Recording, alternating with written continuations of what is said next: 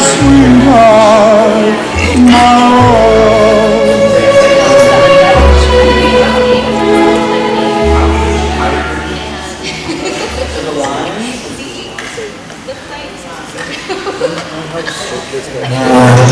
Welcome everyone. Thank you for joining us for the April 2018 Lents Neighborhood Association General Membership Meeting. A couple of months ago we started something new where we kick things off at 6:30 with a community appreciation dinner. The food tonight was provided by Pato Feliz Jr., which I'm sure most of you are familiar with. It's on 92nd. So, raise your hand if this is your first time at our, okay, quite a few people, welcome. If you have a copy of the agenda in front of you, I'm just going to go through it really quickly. But before I do that, this meeting is filmed, so if you don't want to be on camera, you might want to sit away from the camera. That's where camera 1 is, and where's the, oh, okay. So both cameras are over there, so if you don't want to be on camera, just maybe sit over there. So we're going to start with the code of conduct, and we're going to go around and just introduce ourselves really quickly, and then we're going to do reports from our committee chairs. The pink handout on your tables also contains all the reports from all the committee chairs. So we're going to be brief about that, and then you're welcome to take that handout home with you and review it at your own convenience. And then at 7:25, we're going to do something that we haven't done yet, at least not since I've started. We're going to do an interactive community work session where, if you notice here on this wall, we put up some posters that say transportation, land use, public safety, environment, and livability. And that's basically us wanting to involve you in the process of deciding kind of what our community members want the neighborhood association to work on. And we're going to have committee chairs next to each one of them. Anyway, we'll talk more about that when we get to it. And after announcements, we're going to have our speakers. So with that, my name is Sabina. I am chair of the Lents Neighborhood Association. One of my roles is to facilitate these meetings. Tonight I'll have 2 co-facilitators with me as needed. Chris Graham, he helps me sometimes, and then Arlene Kimura will help me facilitate the interactive community work session. So while everyone's still getting settled in and getting food, I'm just going to pass the mic around, and if you want to say your name, and if you are a board member, please identify yourself. Full of food, I apologize. I'm David Carroll. I'm a board member at large. I'm currently working on the finance committee, and I will be starting on the education committee, working with our local schools, hopefully soon. Hi, I'm Vicki Oglesby. I'm the manager of the Holgate Library. I'm Cora Potter in the land use chair. Hi, my name is Andrew Wilkins. I run a website for East Portland called villageportland.com. Thanks. Good evening. My name is Jen Corbridge, and I work for State Representative Melissa Kenny-Geyer. I'm Katie Hanna, just a general Lents resident. Hi, I'm Lacey. I'm the secretary. Jess Daly with Representative Greenman's office. People not to? I'm Barbara Bader. I'm a board member of this organization.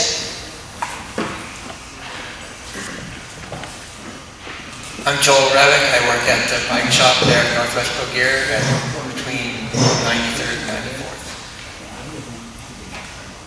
Good afternoon. Yolanda Sanchez with the City of Portland, Office of Neighborhood Involvement. Hi, I'm Arlene Kimura. I'm actually with the Hazelwood Neighborhood Association, and I'm over here trying to see if I can actually provide some value to Sabina. Hi, good evening. Victor Salinas with the East Portland Neighborhood Office. Here to hopefully be of service and support to you all. Hi, I'm Michael Mills with Oregon Solutions at Portland State University, project manager for the Lents Collaborative that's ongoing.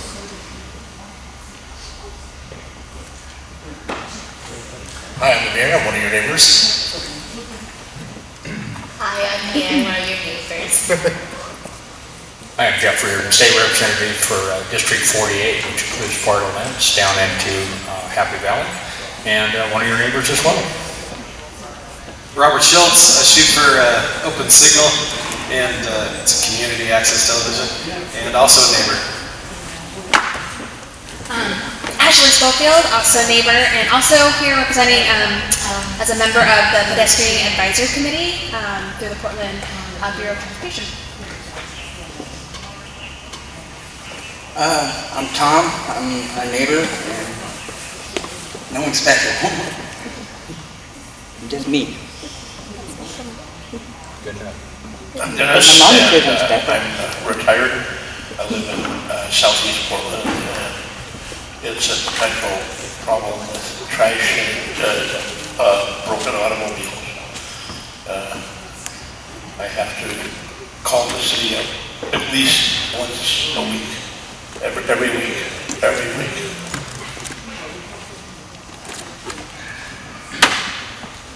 I'm Martin Manasco. I just live in Lents, and my neighbor is the one that's been getting shot at in the last 3 months, twice, so that's why I'm here.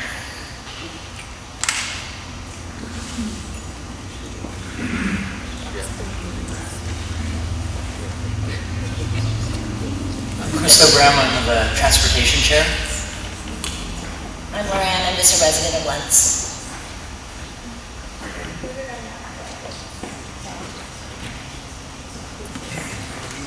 Rosemary Colarabi, Lents resident. Good evening, Stacy, Lents resident.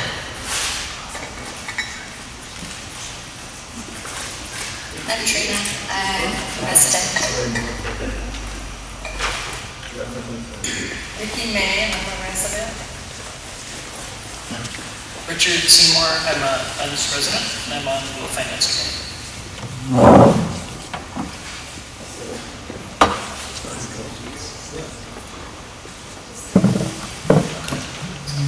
Hi, I'm Officer Jonathan Kazar. I patrol Lents on a regular basis. Officer Mike Raines, Southeast Precinct, working with Officer Kazar today. Thank you, everyone, and welcome again. So you have a blue paper on your tables. That's our code of conduct. You can read it yourself, but I just wanted to point out a couple of things. So the way we do things is if you'd like to say something, please raise your hand and then wait for one of the facilitators to call on you. We probably won't have too much discussion tonight, but when we do, we ask that if you've already spoken, maybe consider making space for others to raise their hand and feel heard. And most importantly, I ask that you help us stay on topic, respect the time limits on the agenda, and respect the facilitators. So tonight, Lacey Cameron will be taking notes for me. For us. David will be our timekeeper. So he helps us keep track of time. So you might see him raise one of the time cards. Let's see them. What are they? So when we have 2 minutes left, he's going to lift that sign when you have 1 minute, and then eventually he'll let you know to stop talking. And then I was wondering if I could have a volunteer who would be willing to be our success tracker at this time. And I would actually prefer it if it weren't a board member. And basically what a success tracker does is you just listen to what's going on and what you hear us accomplish, and write down whenever you think that we've done something worthwhile. So that at the end of the night we can go over through the list and say, hey, this is what we've actually accomplished tonight. Would anyone like to volunteer for that? Amir, thank you so much. Here's a pen.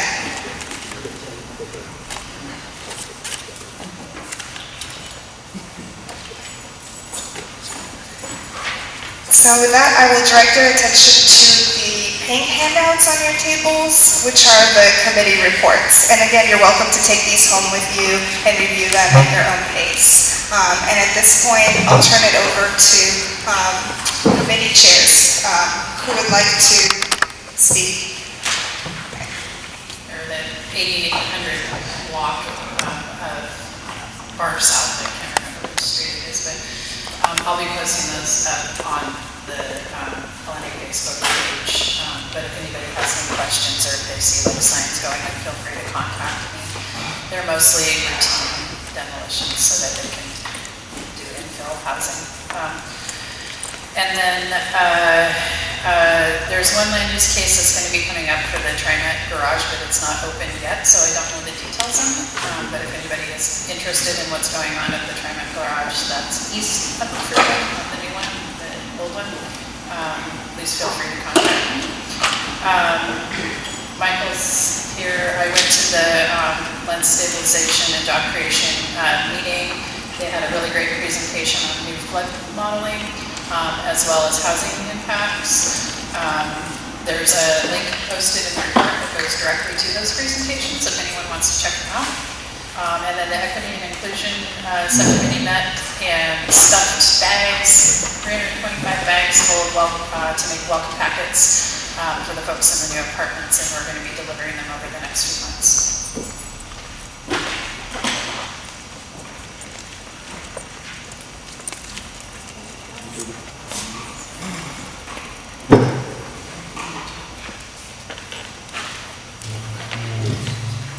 This one? Okay. Thank you. So the Finance Committee has met the last, I think, 3 times now, and we wanted to just give an update. We're doing a 3-year review of all of our statements from our banks to just, I know in a couple board meetings ago we talked about doing a formal audit, but obviously financially it's not worth it. But I have Ben and Richard, who are both fantastic resources who volunteered. And so we're doing a 3-year bank statement. We're also working on a set of guidelines that we hope that we will adopt moving ahead regarding fundraising, gift acceptance, separation of duties, reimbursement claims and forms, debit and credit card policies, looking at yearly budgets. So next year we'll come up with a formal budget, both with administrative as well as programming expenses, so that we hopefully, beginning in June, can start implementing more community-funded or LNA funded community events and initiatives. It is right here. Okay. So just a brief recap of the March statement, so that it is documented in the statement in the pink papers, but we had 2 transactions from our checking, both for the PG electric bill in the amount of $96.68 and $122.21.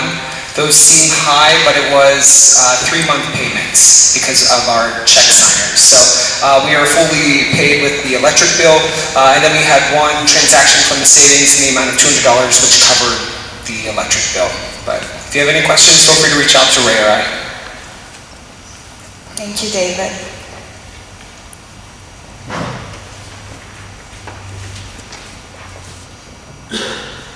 Lents Fair Committee Chair, the LNA was not able to host it, but we are still having the event. We are gathering partners. We need volunteers, vendors. If you have a band that you want to pitch, we last year worked with the Pickles to select the music lineup. We'll do something similar again this year. So just letting you know that the event will happen. It's just taking shape a little differently. August 5th, 11 to 4 p.m. It'll be either at Lents Park or at Portland Prosper property. Still dialing that in. It's a little tricky. The Portland Parks want to charge about $3,500 for their use. Portland Prosper wants to charge $300. So it's likely going to be near the Boys and Girls Club. Thank you. And I'm not sure if you've already mentioned it, but if people want to get involved or volunteer, how can they do that? lentsfair@gmail.com. Everybody's welcome.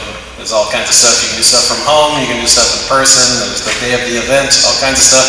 The beautiful chicken contest is happening, and they're just recently designed their artwork for their t-shirt, and it's going to be an excellent event again. And when you have meetings, where do you post them? Facebook page? Right now. Yes, Facebook page. Okay, thank you.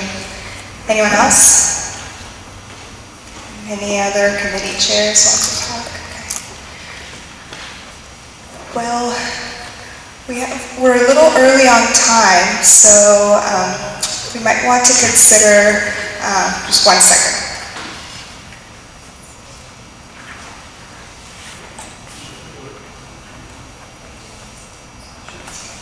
So I'm going to turn it all over to the Portland Police who are here to give a report and answer some questions because we're a little early on time, and instead of having them at the end, we're just going to have them speak now so that they can go and do what they have to do after this.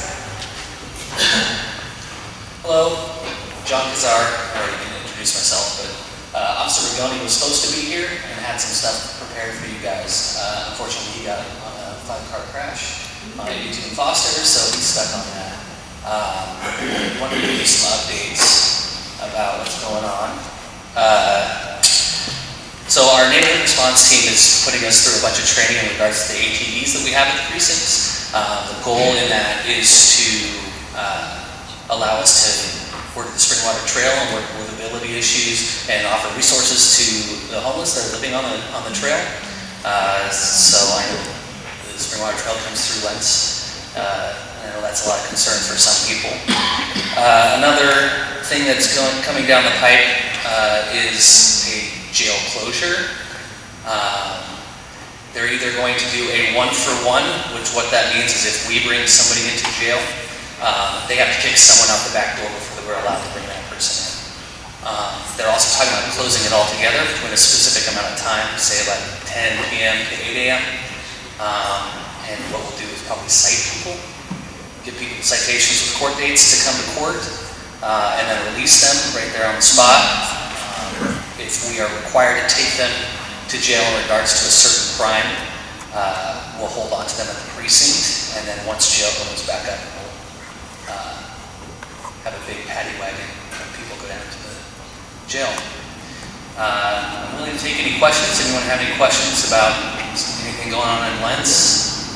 If you're going to cite or release, at what level is that? Like felons, domestic abuse, and then what level is the cite and release? Well, we can't cite domestic violence charges such as menacing, assaults, etc. I can't say for sure what the plan is, but back when I started in 2006, we cited everybody for all misdemeanor crimes and felony property crimes, which is my guess is what's going to happen. Thank you. So with the guy that got caught the other day for the shooting on 93rd or 92nd, is he gonna stick? Is he gonna go to? I mean, this is like right down the street from my house, and this is the second time it's happened. And I just want to know if you got enough evidence to keep this guy in, or is it gonna keep happening? Are you talking about the one in 92nd and Henry? Yeah. Okay. I don't know. I don't know all the details in regards to what detectives have during their investigation. I think that our gang enforcement team actually took that because the address where that occurred is a known white supremacist gang. Okay. I think I understood you say 7 p.m. to 8 a.m. that jail may be closed and that people may be held in the precinct. I was kind of using that time as an example. I'm not sure what the plan is time-wise, but if 10 p.m. to 8 a.m. is kind of our quieter time in regards to the jail, that would be my guess as to the times that they would decide. Is there enough room to hold those people in the precinct? No, I don't know. I don't know what they're going to do.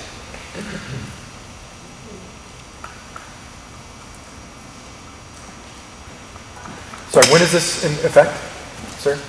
I just heard about it a couple weeks ago from our command staff. I think that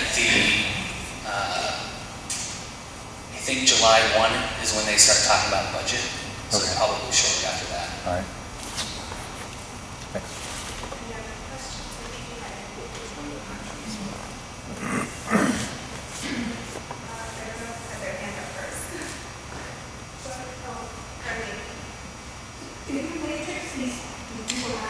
When you have a repeat offender, like the guy who was drunk all the time, does that count as being in, or it still counts as a lesser crime position? So that's already happening. If we take somebody in for a misdemeanor crime or say a property felony crime, they're in there for not more than 4 hours. That already happens no matter if they're a chronic offender or not.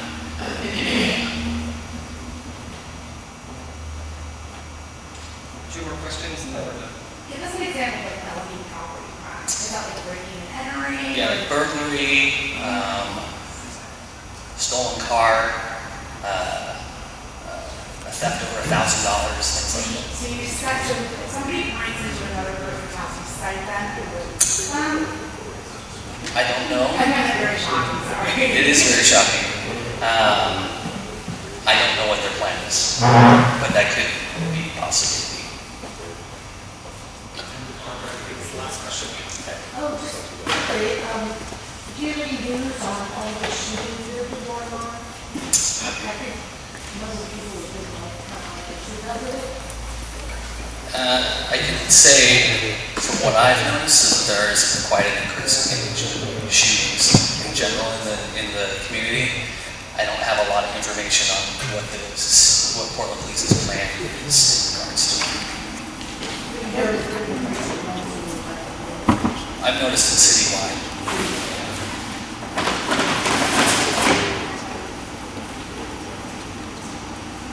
Last question.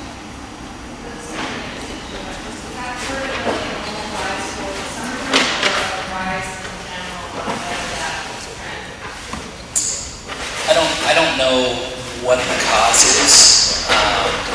I think a lot has to do with the fact that the population in Portland is increasing at such a drastic rate. I think that has something to do with it. And we, as police officers, because we're so short-handed as of late, that we've just been responding. We haven't been able to really investigate or doing proactive things to stop it.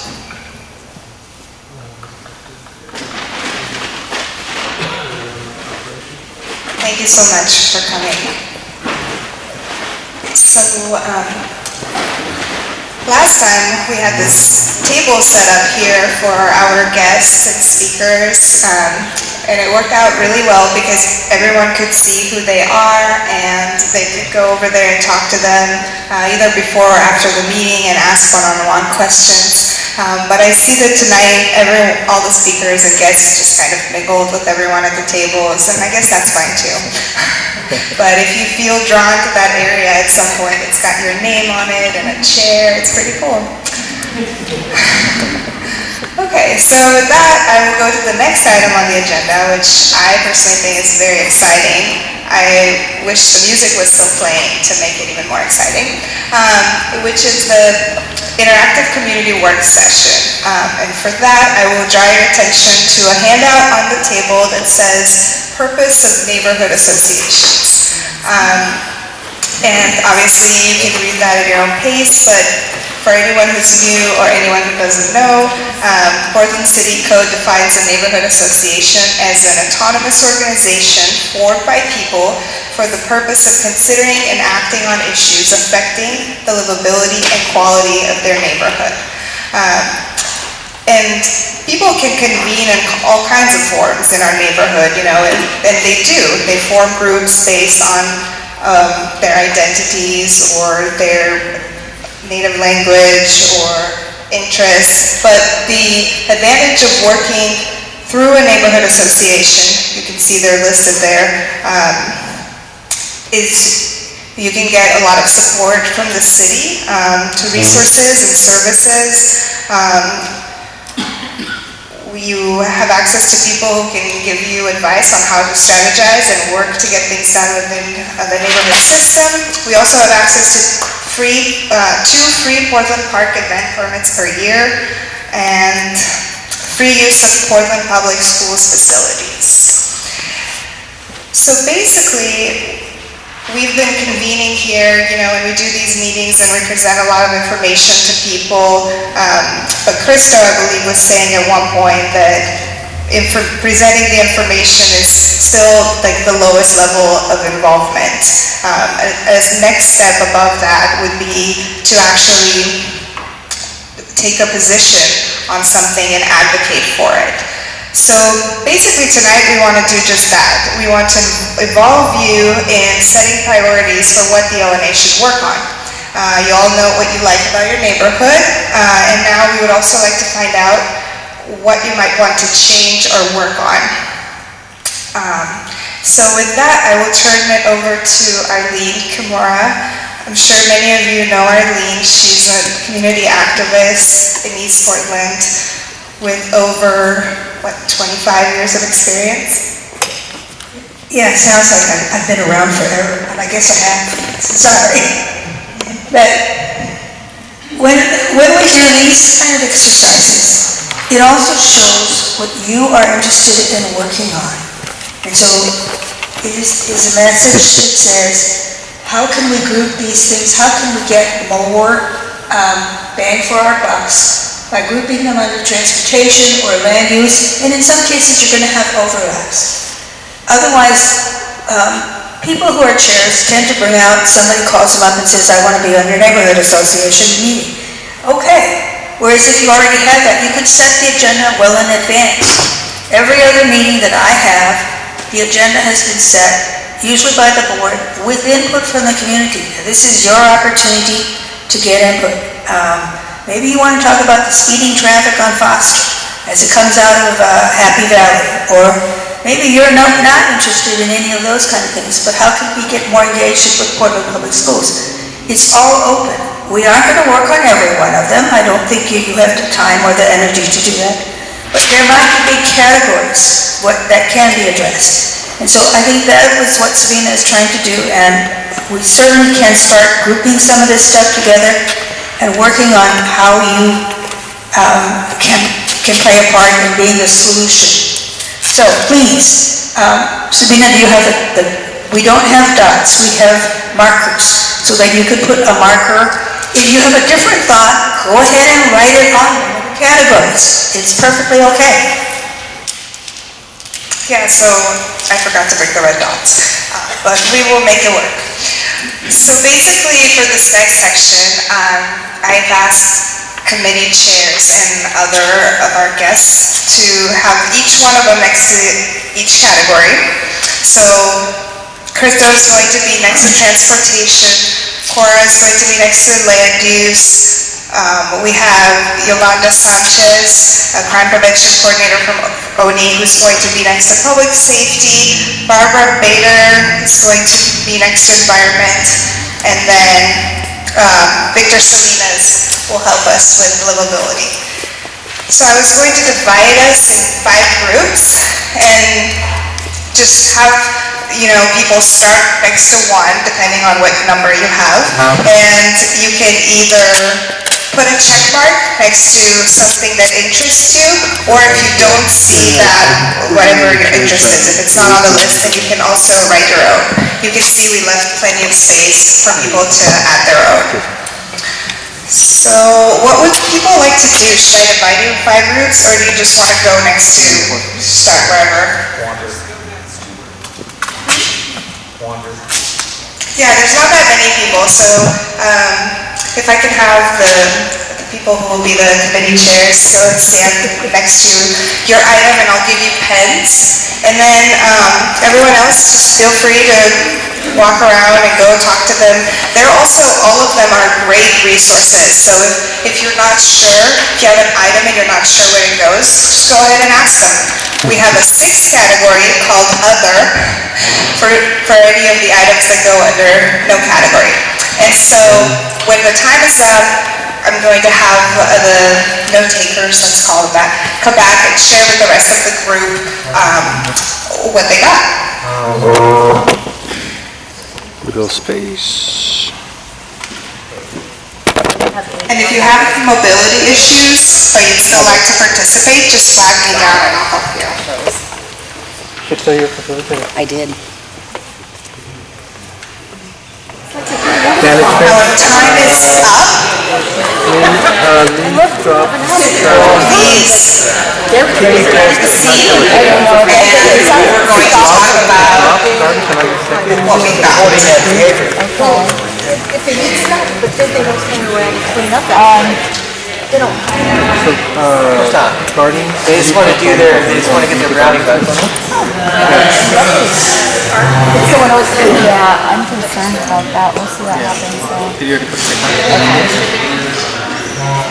But mostly it's the other co-op. Yeah. You're welcome.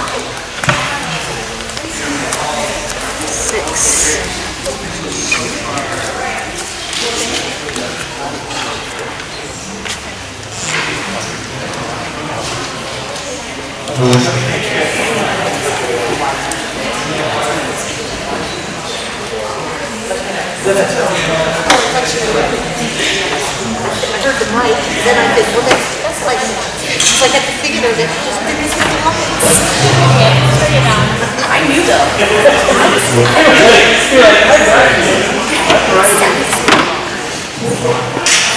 Anything, Barbara? Lots of letters. Lots of letters. Lots of stuff, yeah. Anything you want to put a check mark next to? Everything. Then go for it. Let me do it. Okay, time's up. So while everyone goes back to their seats, I wanted to also draw attention to our speakers tonight and other special guests that we have who have come here to share important information with you. So initially they were all mingled with everyone, but now they've finally taken a seat at their special table. So we want to recognize that we don't always have time in these meetings to answer everyone's questions. And the reason we've set this up like this with all the speakers where they have a central place where you can have them and they actually have materials with them and some of them have sign-up sheets is so that if you have more questions past what we are able to get to tonight, or if you'd like some one-on-one with one of them, you are welcome to talk to them, especially after the meeting. So we're actually going to try to end the meeting just slightly early so that everyone has a chance to walk around and interact with the speakers. So with that, I will turn it over to our dean. Okay, thank you very much. Now, we've got lots of stuff on the list, and this is kind of a benchmark of what you guys want to hear about, but more importantly, what are you willing to work on? Whether you work on it at home via email, or you come to a meeting, are these the types of topics that you want to see Lents neighborhood address? And you can't address all of them, but that's a good start. So, Mr. Other, David, would you please kind of... So we had encouraging more people to come to our meetings through community outreach, and part of that is kind of diversifying and including more people in our community. So people of color, renters, our LGBTQ communities, people with families, different levels of income, economic development. So by bringing in more people, we're also going to be impacting more in terms of economic development. So working with different companies and encouraging people to come here and open their businesses with better paying jobs. And then there was some discussion around working more closely with Portland Public Schools in our area and collaborating with education and arts tax. Yeah, there was a question around the art tax disbursement and how it's supporting our local schools. And Michael Cummings, if you're listening, I'm going to follow up with you. And so I will get some more information on what our schools are receiving from the arts tax that hopefully we're all paying. Thank you.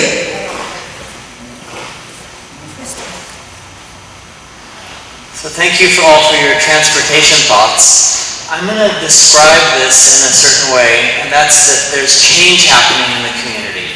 There's a lot of people moving in, there's more cars, there's more congestion, there's more people honking, there's more road rage, there's sort of that is happening. And how do we respond to these increases in demand on the roadway? And there are a couple different kind of general areas. One is the idea of having alternative modes of transportation that are improved, so actually making it viable for us to walk. If you can only drive, if there's no safe sidewalks, if you don't have good bike routes, if the bus service doesn't run on weekends like the Route 10 or in the evenings, then it becomes even more automobile dependent and it exacerbates the problem of congestion. So, this strategy of improving bike routes, improving bus service, making more frequent routes, including the MAX, adding sidewalks or improving sidewalks if they're inadequate. This next theme is of equity, and that's thinking citywide and recognizing that there's been a lot of investments, and often for good, reasonable reasons, in the inner city, in downtown, and the inner east side, but less investment in places like Lents. So we need to advocate for equitable distribution of those resources and equitable improvements. Designing streets building to building. A way that we sometimes say this is make our streets a place to go to rather than a place to go through, especially places like Foster at 97. So don't just think about the travel lanes when you're redesigning a street or repaving just for the cars, but think about the sidewalks, think about the planters, think about everything between the building envelopes. The library. So if you want to walk from many places to the library, it's very tricky, and so there's a question of Foster Road is going through improvements, but 82nd and especially 79th still have major barriers. And that is all for now. Thank you. Hi, so we're kind of in a wind down phase for some of the big land use changes that are happening in citywide with the comprehensive plan update, but there's still interest in how it's going to be affecting Lents specifically. There are some changes coming to the town center. There's some addition of some commercially zoned lots along 93rd and 92nd to the south of Woodstock, down to about Henry. And then there are some lots out here, Holgate Lake 112th, that are getting downsized because of the flood. So they're going from multifamily back to R7 or R10, which is large, single-family home lots. And then that kind of leads into floodplain. We're currently working with the Land Stabilization and Job Creation Collaborative on addressing issues of flooding on the north side of Foster. It's a really super big project. I encourage everybody to follow it. But it does also relate to the industrial areas, which folks are also interested in. And there's possibly coming up a plan for the Freeway Land site that the owners are wanting to do an inclusive planning process with the community and get a lot of community input. So we're talking about collaborating with Greenlands and other members of the community to ensure that they're able to connect with that process and be involved. And then the big overarching is people took from this sort of residential infill and the way housing gets developed, support for more low-income housing, not just affordable housing, but low-income housing or deeply affordable housing. And then looking specifically at issues of ADU development. There's currently some areas apparently that ADUs aren't allowed where folks would like to have them. And so I'm going to be researching that and getting back to folks on that to see where we need to advocate and come up with stuff. Thank you, Cora. Okay, so we have about 5 minutes left and a few of these to get through, so maybe just give us just the highlights, like the top categories that people seem to have the most interest with. Yeah. So I help with the category of public safety, and some of the reoccurring topics were kind of correlated to transportation, traffic safety. So there was concerns about, speeding, crosswalks, potholes, and lack of sidewalks, as well as crime in general, and also a potential solution, not a solution, but there was also to the list about needing more police and more community involvement. Thank you, Amanda. Okay, so next we have environment. Barbara. I think people were kind of issued out by the time they got down to me, and then they got revitalized when they got to Victor. But people seem to have been really concerned about keeping the spring water cleaned up, having cleanups. I think more people should be concerned about air quality and diesel, and I'm going to do something about that. Me too. A lot about people mentioning the floodplain restoration, Beggar's Tick. I would guess that should extrapolate out to all our public wildlife areas. Beggar's Tick happened to have been treated very badly during the Mayor Hale's administration when the homeless were pushed all into Lents along the spring water, and the population here like badly about tripled. They got pushed into Beggar's Tick. Overflowing garbage, as homeless have no place to dump except the street. And some people are up for neighborhood cleanups, which I will be speaking to today in a little bit. So. All right, thank you, Barbara. So, quick show of hands, who knows what we mean when we talk about livability in the community?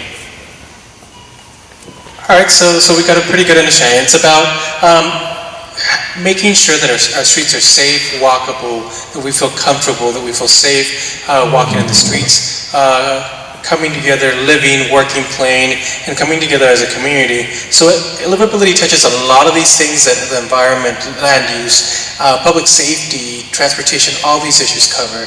But overall, by resounding interest, most of the folks that were putting check marks and putting comments had to do with accessibility for elders in the community, being able to walk from home to the town center. So being able to make sure, as Cristo would say, making sure that the streets are part of the environment, of the built environment, and they're not just a way to go to and from, but rather that it is a pleasant experience to be able to walk in your neighborhood, especially at a time when there is much more congestion and will continue to be more congestion. Some of the concerns that came with that in terms of the housing developments that are going up were that the parking issues around the new housing development and what has been put in place to ensure that there is enough parking and that we don't have an influx of street parking, which adds to that congestion and reduces the walkability of the neighborhoods. Other stuff that people talked about, again, being able to walk to the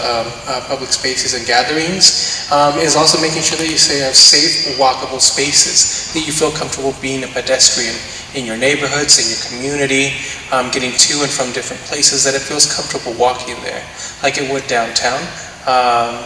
So that's what was most important for folks, as well as making sure that people with mobility issues, making more inclusion for people with disabilities was another issue that came up.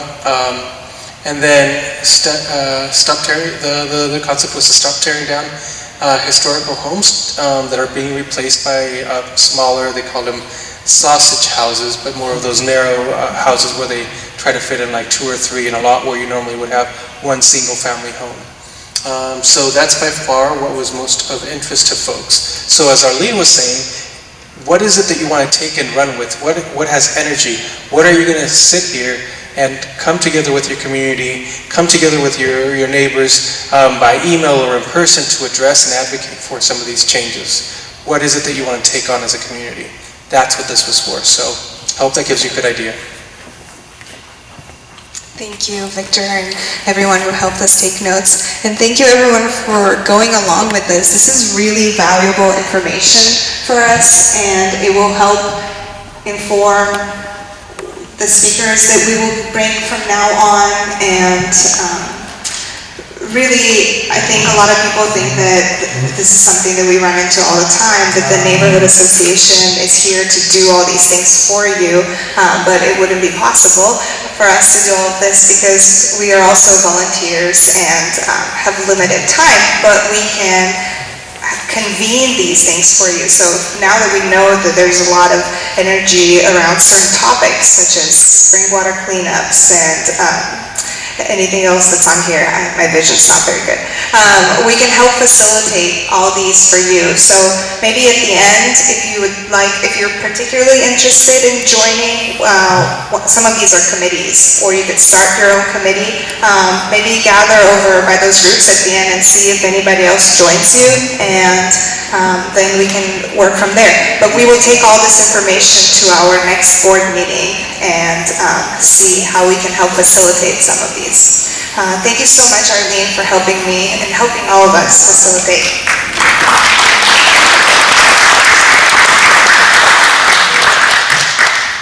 Okay, so next we have previous meetings minutes approval. And this is an item that doesn't make sense to a lot of people, especially if they weren't here last time.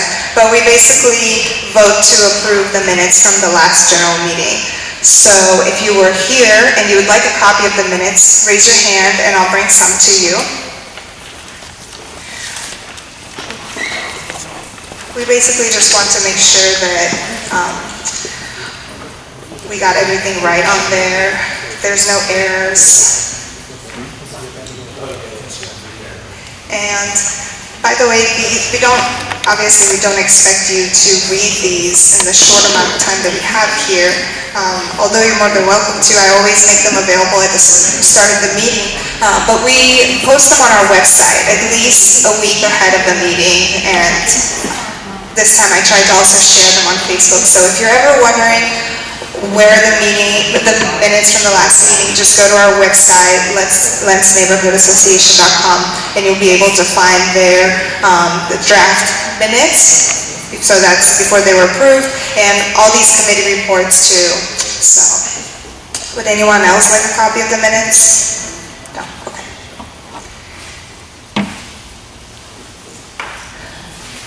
So with that, I move to approve the minutes from the last general meeting.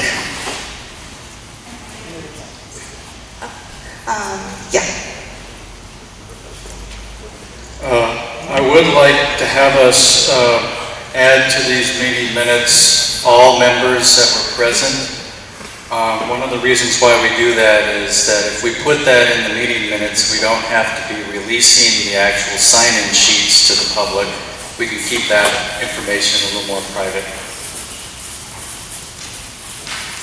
So I noticed you got the board members that are present, but it has to be all of the general membership that's present as well. Thank you, Ray. Any other changes that anyone else wants to make? If you're in favor of approving the minutes, please raise your hand.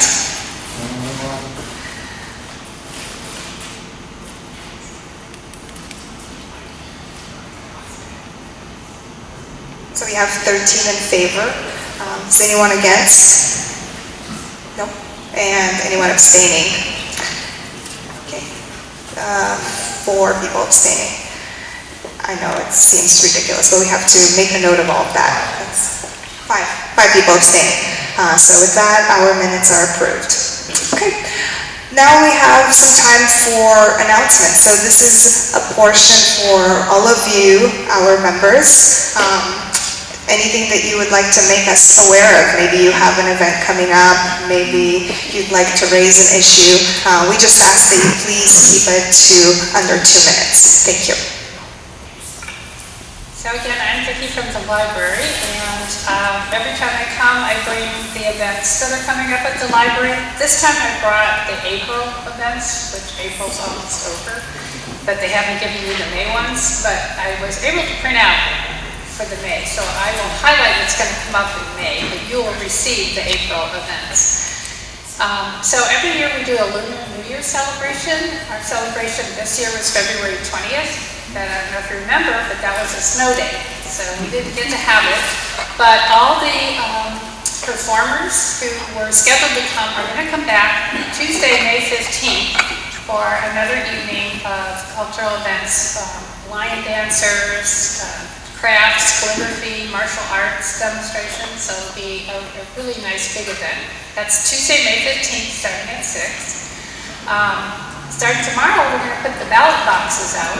If you are into this election, you know that May 15th is your last night to vote. So at the Holgate Library, that might be slightly challenging to wait to the last night to vote because it will be full of people attending the event and parking up the whole area. So just a little heads up. On May 12th, Saturday at 3 in the afternoon, the City of Portland is bringing their Archives Roadshow to the Holgate Library. And this is a good way for you to learn your house history. And they're going to teach you how to do research on your house or your neighborhood. And they're going to bring a bunch of historic photos. So that's Saturday, May 12th at 3. Okay. Also, Saturday, May 12th at 11, if you want to learn how to code your own website, we're going to have someone there to teach you how to do that. And then May is Bike to Work Month. It's the bike challenge. So the city is giving all of the libraries a supply of bike lights. There are those little frost bike lights. And they're free if you ride your bike to the library. So come by and get yours. I would suggest you try to do it the first 2 weeks of May because those bike lights are very popular and they head out. And then the next thing I always bring with is a book. And this is the book discussion group is going to be talking about on Saturday, May 19th at 10:30. Has anyone read this? H is for Hawk. This is an actual memoir, so this is a true story of a woman who raised a hawk, which apparently is not something that women tend to do. It's more something that men do in her culture. So we're going to pass it around and somebody gets to home with it. So then I'll also pass the event. Thank you so much. Barbara. Everybody's interested in a cleanup, so we want to actually do that. So I hope anybody who's interested in helping out with that, there's a list on the wall, there's another one, written list on the table somewhere there. And I think right now one of the things we're waiting for is finishing to figure out how our expenses work, for one thing. So it won't take place until after June for sure. So, so stay tuned for that. And if you have questions, you can always get in touch with me via the LNA page or if you see me on the street, whatever. Barbara, can you tell people what kind of stuff they might want to volunteer for and or what this cleanup might be like? I know sometimes people when they hear cleanup, they think of the dumpster cleanup or are there any details like that to share at this point or not yet? Just kind of minimal at this point because I haven't organized one before. A lot of you may remember we used to have cleanups with dumpsters throughout the neighborhood in front of people's houses. But apparently that isn't done anymore. So we're going to have one dumpster in one particular place. Last year it was in front of the thrift store across from Freddie Myers, may it rest in peace. And so it'll be in a public place where you can get to. There will be certain things that will not be accepted and there'll be a small fee. So we'll get all that information to you as we can get it.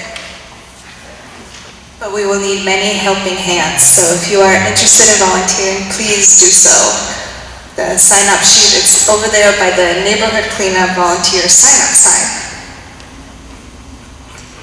Robert again. Nets is a neighborhood emergency teams. It's a program through Bureau of Emergency Management.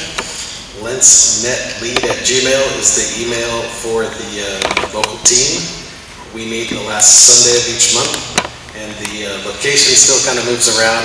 It's typically 3 to 4. It's effectively an emergency management plan for volunteers, and there's training that's free. It's a great program with Portland Fire Department assistants. I've mentioned this before, so I'm sorry if I'm being redundant. But we always need more people, so neighborhood emergency teams is a great volunteer program. Robert, when are you meeting this month? And where? The question is, when are we meeting? Sunday, this coming Sunday at from 3 to 4. We're at a secret location, which is kind of odd, but some properties associated with like Portland Police are not listed anywhere. So if you want to attend, you're welcome to. Glad to give you the information, but I have to give you the address in this goofy way. So you just have to contact me and I'll give it to you. It sounds absolutely ridiculous, but when you try, like, so when they gave me the address at first, they said, but don't look on a map because it's not listed. This is a facility that handles emergencies, so it's not listed, right? But it's effectively over by I know, here I'm going to say, right, exactly. No, it's over near the TriNet garage. So if you're curious about where in the Lents it is, it's in that area. It's not that secret, but it's a secret, I guess. Okay, so I'm curious, because this is something I've considered doing in the past, but I don't know a whole lot about it. So what kind of stuff, when you say people should sign up and take these classes, what kind of stuff can they expect to learn about? Just really quickly. Quickly, haha. So FEMA is FEMA has a program called CERT, Citizen Emergency Response Team, and ours is NETS, Neighborhood Emergency Response Team. So while training, we're looking at a lot of FEMA material that's basically disaster response. And what they find in big disasters is that the people trained on the ground are the first ones to respond, so the more people trained, the better the engagement to help neighbors, etc. And so with this program, it's 4 weekends to become a certified NET, and then there's a bunch of points through the year where you do training. Training could be going to the scenario village that the Portland Police use for all their tactical training, and they host events or drills where some people are victims and they're all done up in moulage, I believe. And that's open to anybody. If you ever want to volunteer to be a victim, it's actually super fun because you get to see how people respond. And then they have, like teams like ours will go and do a practice drill. When you're training with the Portland Fire Department, typically there'll be a class of like 300 people, and they'll break them up and they'll take over like a high school, and it'll be 4 consecutive, I believe it's Saturdays, but you'll have to forgive me because it's been a little while since I did my training. And they're effectively 7 to 8 hour days, and then at the 4th weekend, you go to the training facility from Portland Fire, and they run you through a series of exercises, which are actually super fun. So you'll clear a room of victims, and they're all, actors. You'll put out a fire with a fire extinguisher. They light this big bubbler full of fire thing. It's really cool. You'll crib, which is lifting a big column that's like a 1-ton column, so they have a fake victim, and you have to lift this thing. And then there's one other that I think you go through a tower or something. So it's a great exercise, and the idea is that if there's a disaster, you can come through and assess these buildings and do the big X's to say if there's victims inside or not. There's a wealth of information on this topic, so I've just kind of done a broad brush, which is probably more wordy than I should have been, but at any rate, if you want to know more, let me know. It's a great program. lentsnetlead@gmail, that's my email for this. I'm actually the LentsNet lead for Lents. We just formed a team. Our team has 8 people or 9 people. So we have plenty of room for more people. lentsnetlead@gmail. Thank you, Robert. Okay. We have time for maybe one last comment.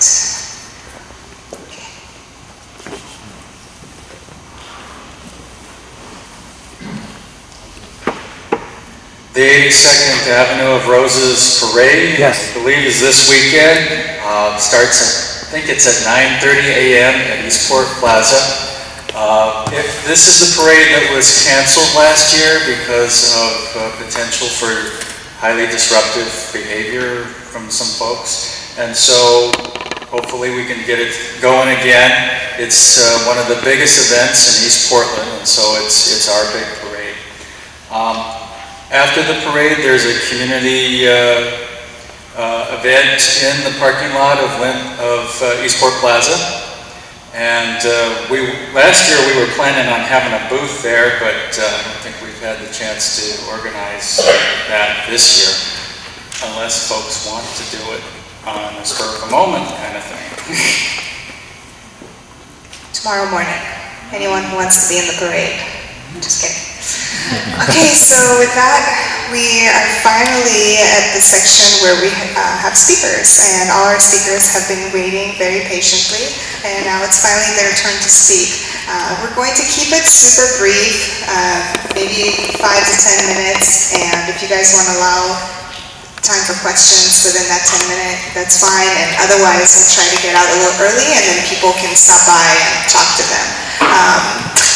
And actually, I'm going to let everyone introduce themselves first. Good evening, Jen Corbridge, Office of State Rep Alyssa Kitty Geyer, House District 46. I'm Nicole Leeper, I'm on the board of Green Lents. I'm Rich Newlands, I'm with the Portland Bureau of Transportation. Representative Jeffrey Urban.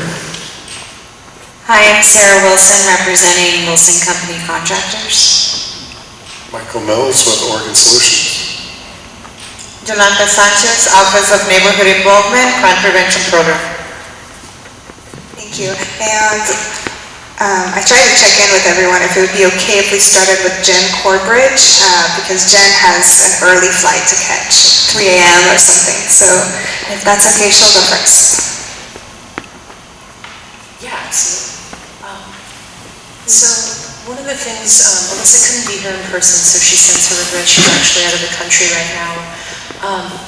As I was looking at your priorities moving forward, something that kind of stood out to me quite immediately is the issue of housing, particularly around houselessness and livability. I don't know if all of you know, but Alyssa is the chair of the Human Services and Housing Committee, and housing is probably her top priority. In 2015, Speaker Kotek created a permanent house for housing because it wasn't named in any committee. So Alyssa began sharing that in 2015, and it became rather apparent the following fall that things were really in a crisis. I think the city of Portland had declared a housing emergency that fall, and so we really tried to hit the ground running. So one of the things I wanted to talk about is the state has historically done very little investing in housing, and I'm sure some of you know that. There's been a decline in federal investment in housing since the 1980s, and counties and cities, and to a certain extent states, have been forced to kind of supplement the funding that's been lost. And one of the things that Alyssa is very, very interested in doing is creating a broad vision for housing in the state.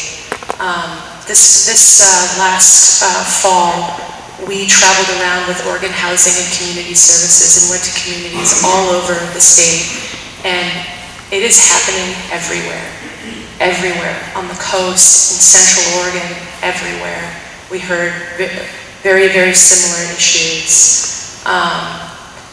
And in the 2018 session, just to kind of give you an example, we invest billions in education, billions in healthcare, and the state the continual funding for housing as a state investment is under $100 million, which is pitifully low, and nowhere near what we need to solve the housing crisis in Oregon, much less what's happening here in Portland and in Lents.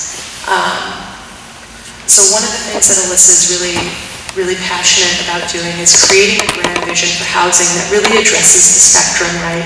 So folks experiencing houselessness to homeownership and all of the stops in between. When getting into supportive housing, if you're battling mental health issues or addiction issues, it doesn't make sense to just throw people into housing if there's not the wraparound services to support them in their transition to being well, to renters, to homeownership. We have one of the lowest rates of homeownership in the country. I think it was like 46th or something, which is, we know that that's one of the only ways that people can build wealth.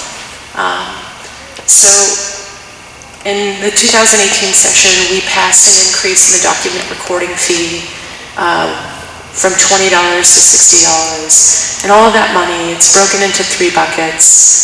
10% for emergency housing assistance, and then some of that goes to the state homeless assistance program. 14% for home ownership programs, and the rest of it goes to supply. 76% goes to supply, because we know that we are far, far, far short. I don't remember, it's in the 100,000 range of short of affordable units. Of course, I got up here and I forgot every statistic I ever knew, so pardon me. So really, that is what we are focusing on in the legislature. I'm not going to talk too much because I know that folks had a lot to say about how they want their communities to be and how they want to feel safe and how, you know, all of those things. So I'm happy to take questions. And I have business cards if you want to contact us directly, because I know that there are a lot of other presentations to be given, but I'm happy to take questions. Yeah, hi.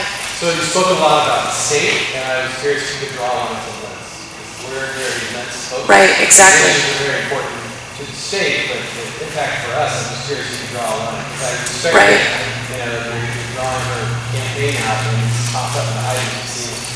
But I'd like to know how that impacts you. Yeah, no, that's a really, really good question. So Lents is experiencing like a large instance of houselessness, right? And so, you know, the city and the county have been trying to address that issue in various ways with, you know, varying degrees of funding. And one of the ways that the state helps that is we help with funding. So by increasing the document recording fee, we increase the amount of money that goes into the emergency housing program and the state homeless assistance program that directly benefits people in Lents, people living in Lents, whether they are distressed renters who are, you know, one paycheck away from homelessness, or they're folks living on the streets, family and children living on the streets. So does that come down to county, city, or separate from the state? I guess I'm lost. No. The emergency housing assistance program runs through, I believe, the housing authority program. So I think here it's called Welcome Home, and that like works with city and counties to distribute those funds. And that fund actually comes from OHCS. It's kind of a convoluted sort of structure, but yeah, the money that we raise through the document recording fee helps communities just like Lents, distressed renters, people experiencing houselessness. Yeah, absolutely. So, I mean, I think it's great that you guys are doing that, but one, like, particular group in Lents are those that are slowly going to be pushed out with all of the new housing. Yeah. I mean, like, somebody like me, like, I don't necessarily qualify as low income, but I can't afford to buy a house. Is there anything out there for those in between?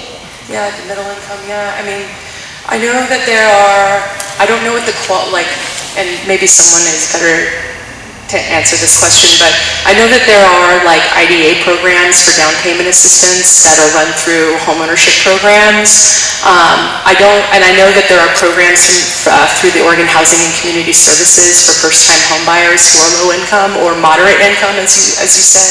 Yeah, because one of the hard things is even if you're making, you know, a moderate wage, buying a home in Portland is becoming increasingly out of reach for so many people. You know, as an aside, I was pushed out of my neighborhood because I couldn't afford to live there any longer, let alone buy a house there. So yeah, there are various programs, and if you want to email me, I'd be happy to put you in touch with someone who knows like what is out there specifically.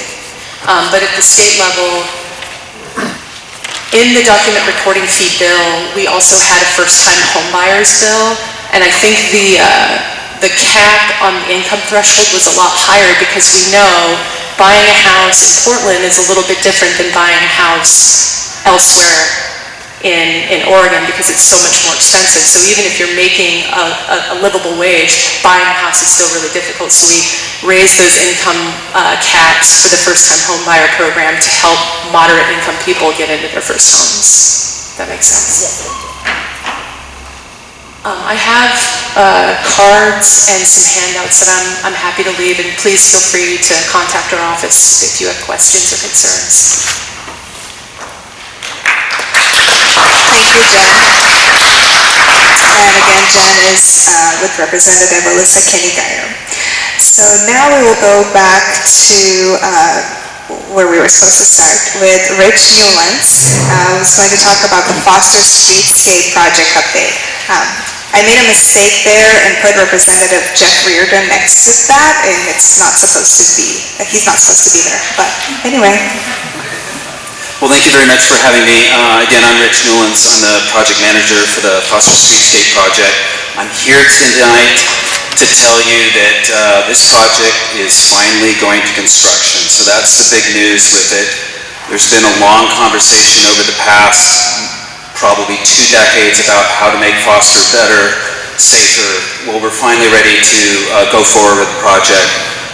This can have significant changes and improvements for Foster and the Lents community. So the way it's looking right now is we think the contractor is going to start construction late next month. We know we're going to hand off the contract to them on the 11th. We're just not really quite sure when ground will break. But presumably in the late May timeframe to early June, the project will take approximately 6 months to complete. So sometime in the early mid-fall timeframe, the dust should all settle and Foster Streetscape project should be done.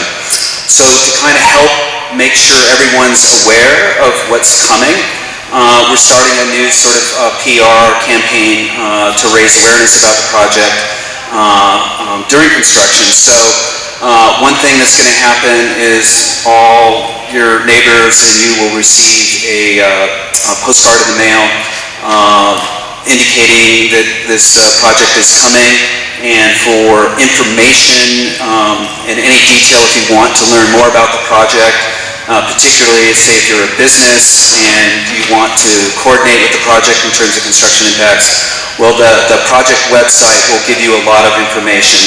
I also have a pamphlet here that I've got plenty to hand out that will also give you more information like that. There's going to be billboards along Foster Road that'll change every 2 months for all the drivers who are going to be on the road, alerting them to how they can get more information about the project. In your kind of section of the overall project, unfortunately, there's the most kind of intense constructions going on, but fortunately that's because you're getting a lot of the greatest benefits of this project. One of the biggest ones is complete reconstruction of the roadway from 82nd out to 90th. So it's going to be sort of a messy process, of course, to completely rebuild the roadbed and then repave it, along with putting in the new widened sidewalks. So we're assuming the contractor is going to start in that section first, and probably there's going to be the most impact in terms of traffic in that section during construction. But one lane of travel will be maintained at all times. The only significant detour associated with the project will be at 82nd Avenue westbound. Folks wanting to turn left will have to go around, be detoured around the Fred Meyer building to get back onto 82nd Avenue. Otherwise, further to the west, we're not repaving the street in there. We don't have enough money. But there's still a lot of big changes there in terms of a signal upgrade at 72nd, a new signal upgrade at Holgate, and then a bunch of crossing improvements. The impacts associated with that during construction should be fairly localized and a greater or a shorter term. So with that, if there's any questions, yeah. There's also going to be work done on 205, and I think some of it may overlap with what's going on in Foster. So if someone's trying to go, west and north to west, in coordination between the two projects. I'm not aware of any significant impacts in terms of the work they're going to be doing on 25. Our work ends at 90th. So there's still that section in between that the two projects won't overlap. So I just mean in terms of alternative travel,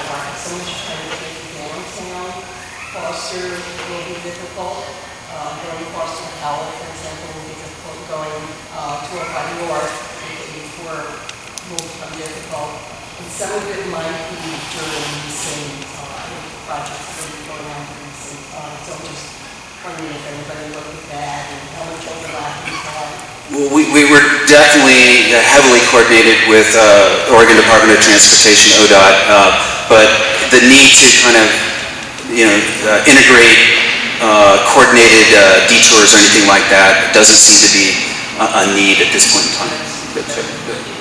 So in the committee notes, there's indications of when the work time is, and so the Foster project is going to be happening, that's primarily during the day between 6 a.m. and 3 p.m., is that correct?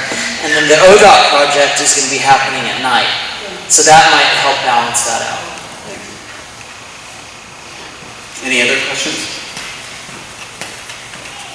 Well, thank you very much.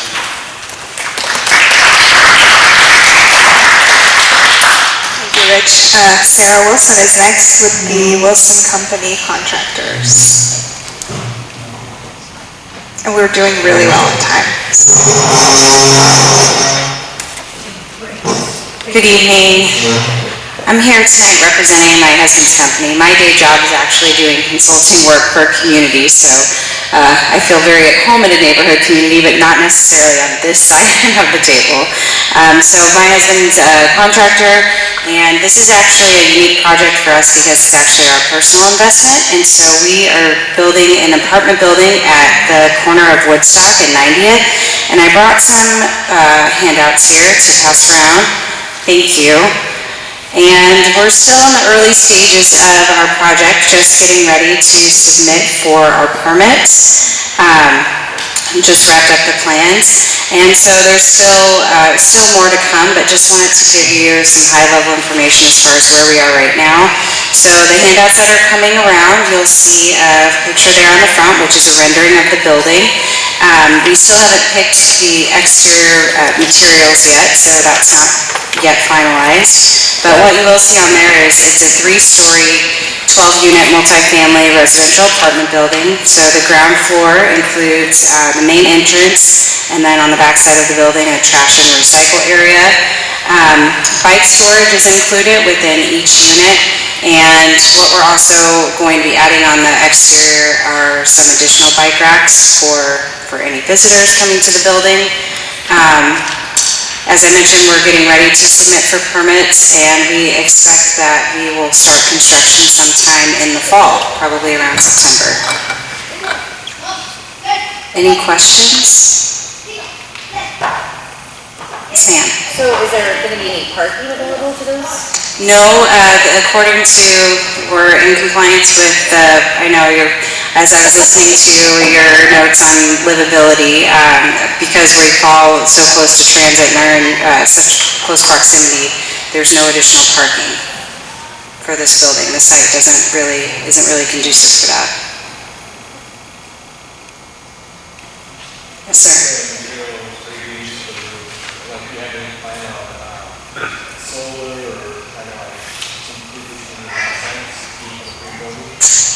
As I mentioned, we haven't selected the exterior materials yet, but just taking notes of the neighborhood's concerns for the environment, and certainly happy to talk about that.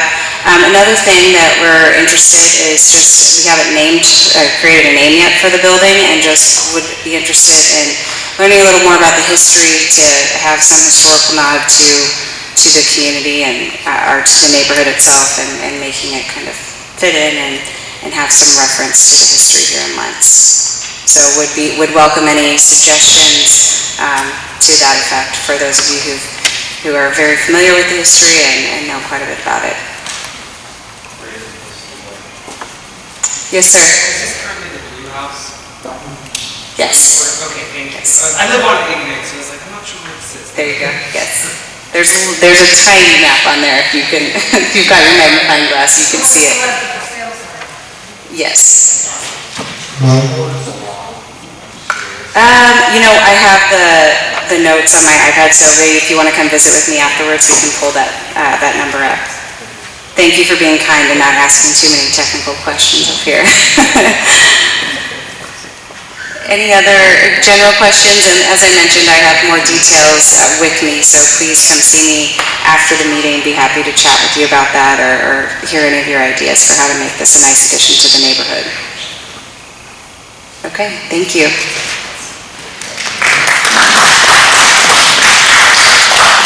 Thank you, Sarah. So next we'll go to the Oregon Solution Lents Collaborative update, and we have Michael Mills who's going to be talking about that, and also Representative Jeff Reardon. Who wants to go first?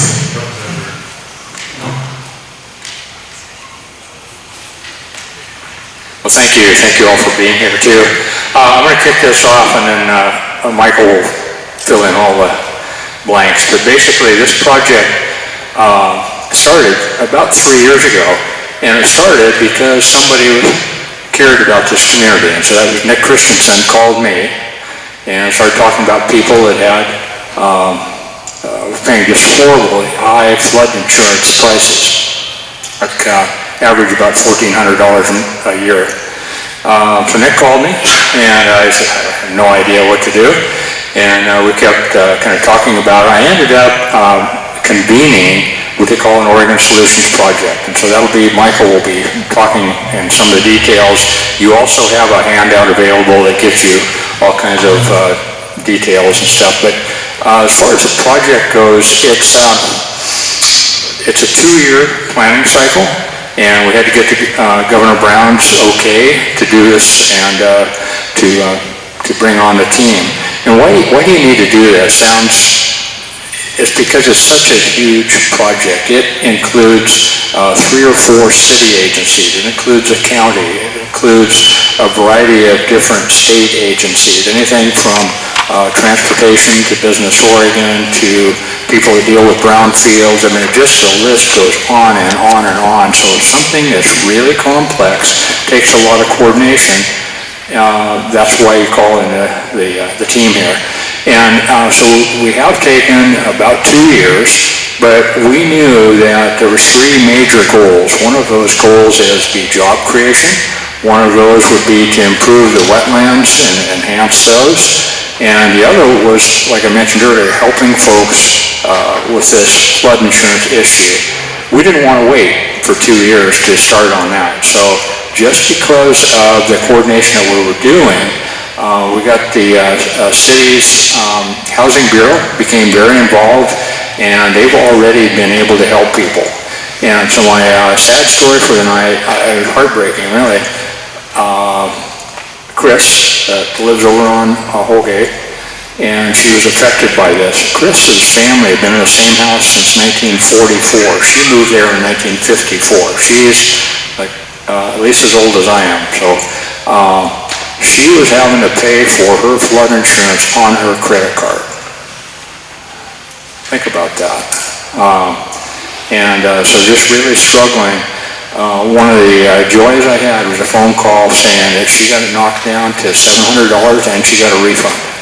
And I don't know, I've lost track of how many other families have been helped already, but that's the sort of thing that has happened just because we started this project. So really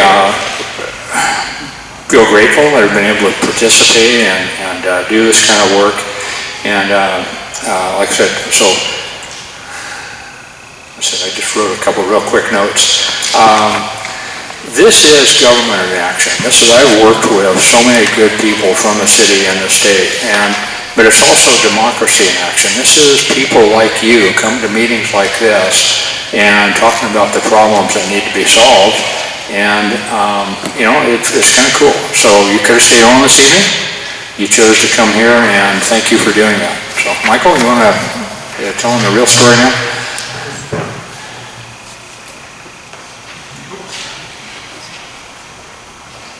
Thank you, Representative Reardon. Thanks for giving us a few minutes here. I know time is short, so if there's some questions afterwards or people want to know more information, contact me or go to the website that Cora has in the notes that were handed out tonight. But Representative Reardon is correct. It was really a project that was driven by the Lents and to a degree Powellhurst-Gilbert as well, because this flooding goes over 2 neighborhood associations. And it was Nick Christensen, Jesse Cornett, Cora, Judy Lowe, a number of people over the years that have participated in pulling this project together and making it an Oregon Solutions Project, which means it was designated by the governor. We have two co-conveners, Representative Reardon is one, and the other is Michelle Rudd, who is on the city's Planning and Sustainability Commission. She's a land use lawyer. So we have great leadership and knowledge helping lead this project. And he touched on the three areas of the flooding of the housing, the values associated with Johnson Creek, and the freeway lands that Cora mentioned as well that we're working on. We spent over a year assessing whether this would be one project or three projects. We felt it was best to integrate all three and work together at one time. So we're coming close to the end. August 1st will be our end date of this phase anyway. It's when we do a signing of the Declaration of Cooperation, which is a statement. It's not a legal document. It's a statement that everyone participating, including the Lents and Powellhurst Silver Neighborhood Association, will hopefully sign, making a commitment of what each entity will do towards the success of the project. And then we'll come back a year or more later, pull the whole group back together and say, how do we do? What pieces haven't we been successful at? What do we need to do to finish what we're doing? The handouts tonight, I won't go into a lot of detail, but the most successful that you can see is the Housing Elevation Certificate Program, where everyone that's participated and had these elevations done have come back with a more accurate figure of where they are in relationship to the 100-year floodplain. And the worst case scenario, there was no reduction, but the majority, and if the numbers are in there, have seen their insurance rates go down. Another significant piece of the work that just recently been done in the last month is Bureau of Environmental Services has contracted with OTAC and come up with some new modeling of where the flood limit actually is. And that's going to lead the group to decide should we engage or should the city engage in remapping these floodplain boundaries. And what that will mean is some people will be taken out of the floodplain mapping in terms of FEMA, emergency management at the federal level, which means they won't have to buy insurance. Some will probably go in, which is not something that any homeowner wants to see, that be subject to flood hazard insurance, but the reality is if they're in that, is showing that they're susceptible to that risk and they're able to protect themselves from that. So please take a look at that information. This is my second time working on a project in Lents. Some of you were involved with the Native Generations project just a few blocks to the north. That Representative Kenny Dar was one of our co-conveners, along with Donald Dotson. And the housing component of it is completed, and the next phase is developing the classroom facilities at the Native Generations site. So, with that, yeah. The word sourcing, how the work we're doing here is policy. Oh, well, on the floodplain issues. The Bureau of Environmental Services has reached out to folks in the rest of the nation that are doing floodplain management through both the Corps of Engineers. We have one of Julia Babcock from our office is meeting next week in Indianapolis for the Corps of Engineers Silver Jackets program. And Jacob Sherman from Housing is the one that you're referring to, Cora, that trying to get the best practices on dealing with issues of flooding on residential properties. And the last piece on that, too, is we're meeting Friday. We have a grant through our program and Green Lents and the Housing Bureau to work directly with the community members on issues of displacement, how to be more aware and understanding of what all the flood hazard implications are, where to get assistance, how to get financial counseling, and how to have every opportunity to avoid displacement if that's the decision that they make. And we're also trying to deal with this contract that we'll probably decide on Friday will lead to some decisions of how best to deal with this issue of displacement. On one hand, you want to avoid pressures of displacement. On the other hand, you want to ensure that people have the opportunity to gain wealth in the ownership of their property. So it's a very difficult issue that this group is grappling with. And with that, I better wind up. Are there any other questions that you have, Robert? So, NAA, child prostitution, gangs, regular visits by police, just want to, anytime you talk about that Generations Project, acknowledge that that system has not done well. There's no plan that I've heard of for budget to actually build a classroom, which was the biggest selling point of that program. So I don't know if you have any other information on, like, if there's actually money there to do that. Well, yeah, I haven't been involved since we wrapped up our end, but the concept behind it that was borrowed from Bridge Meadows, I think is an excellent concept. And certainly if there's some safety issues of that serious in nature, then they need to be addressed. But for those that don't know what the model is, it's a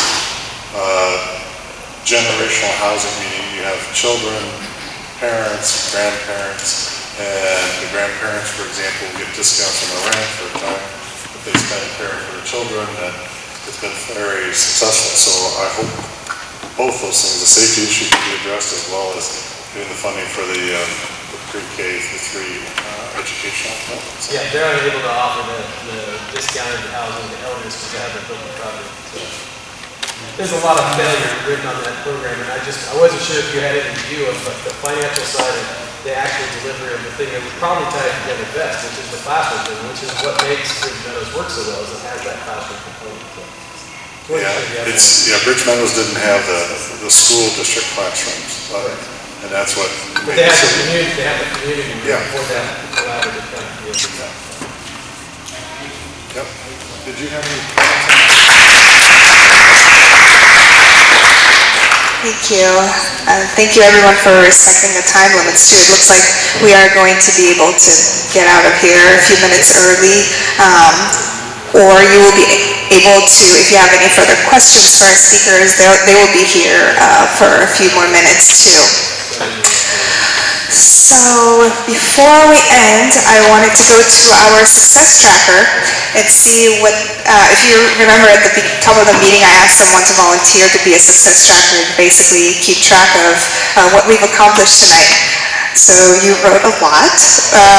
Looks like we accomplished a lot. Do you want to just name a couple of things really quickly? 30 seconds. 30 seconds. And I was going to comment on Arlene. She's awesome. It's great to have other neighborhood associations involved, see some of that collaboration. Want to give a shout out to the library because we enjoy free things and you always provide great information. I also have to say there was excellent dialogue that took place during the interactive community work session. It was nice to see everybody participating and having ideas and putting forth some new ideas as well. And yeah, that's my 30 seconds. Awesome. Thank you, Amir. Thanks for taking on that role.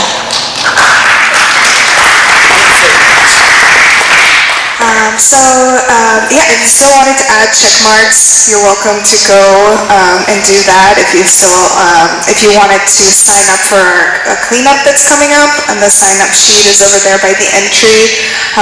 If you want to get involved with any of these, email us, lentsneighborhood@gmail.com. Food tonight was provided from El Pato Feliz. They are on 92nd. And childcare, we have Norma who comes and does childcare for us every month. And she is a trained and certified childcare provider through the city of Portland. I also wanted to thank the people who helped us set up.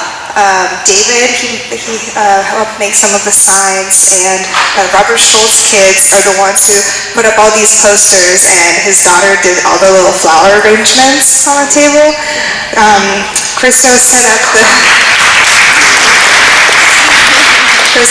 the speaker's table, and Barbara picked up the food, and Lacey and other board members were helping serving food, so thank you to them as well. Thank you for Laura, who has been serving throughout our meeting as well. If you haven't yet signed in, please do so. It's really helpful to us, and this applies to everyone, even the board members. It helps us, especially with the food and everything else. I just put out some desserts, so on your way out, feel free to grab a treat. I think that's all I have. Thank you for coming and thank you for participating in all this, and we hope to see you next month. Good night.